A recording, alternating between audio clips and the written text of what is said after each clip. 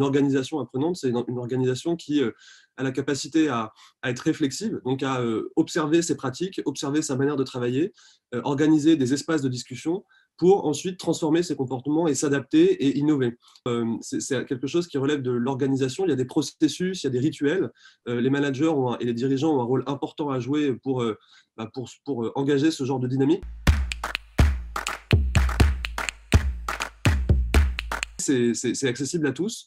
Il faut commencer par des choses simples, réalistes en termes de temps. Chaque secteur doit définir un petit peu ses besoins. Si on prend un exemple très industriel, ça peut être des sujets de qualité de vie au travail, de sécurité, de performance, des pratiques et des choses très simples en fait, à mettre en place dans une équipe de 5 personnes, de 10 personnes, de 50 personnes. Enfin, ce n'est pas une question de taille et ce n'est pas une question de budget non plus, puisque c'est plus une question d'organisation du temps et de rituel, et donc de management, de culture, qu'une question de process ou de logiciel ou d'achat de formation, même si ça fait partie un peu indirectement du sujet.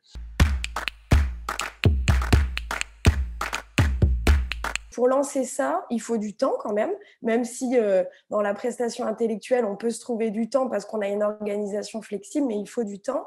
Mais il faut surtout un leader qui va quand même animer ce groupe. Pour mettre en place ce type de processus, il y a un vrai sujet sur l'organisation du travail. Pour moi, par exemple, c'est assez facile d'être dans cette démarche-là, puisque je suis cadre, j'organise mon agenda, je peux télétravailler. Quand on est sur une ligne de production dans une usine, on ne peut pas dire j'organise une session d'apprentissage entre pairs avec les voisins de l'atelier d'à côté et la ligne de production, on verra plus tard. Il y a un petit sujet d'organisation du travail. Et du coup, ça crée une certaine inégalité dans la mise en place de ce genre de processus. Et les entreprises industrielles qui mettent en place ces dynamiques-là, elles sont obligées de bloquer du temps, de former les managers à organiser ces réflexions ou à organiser ces retours d'expérience.